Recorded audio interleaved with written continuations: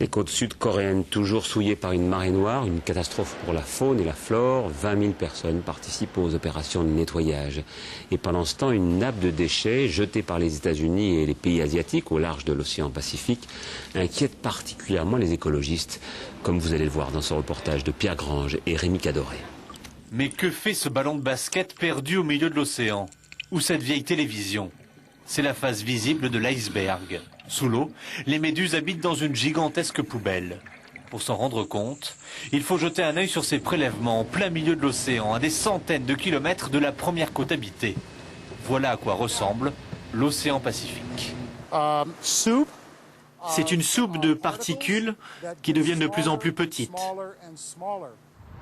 Lorsque les déchets américains et asiatiques sont jetés à la mer, ils deviennent prisonniers des courants. Pendant des années, ils vont faire le tour de l'océan. Pendant ce long voyage, le plastique se désagrège et devenu minuscule, il finit par stagner au nord d'Hawaï, dans une zone grande comme 2 fois la France. Ici, le plastique atteint cette taille qui ressemble étrangement aux œufs de poisson dont se nourrissent les tortues.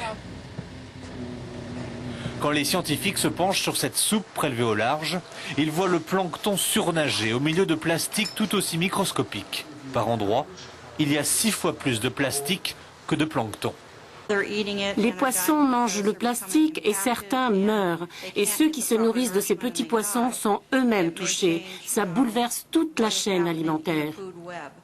Les oiseaux les ingèrent et en meurent. Toute la vie sous-marine se nourrit de déchets asiatiques et américains. Même le plancton est incrusté. Et personne n'oublie que c'est l'homme qui se trouve au bout de cette chaîne alimentaire.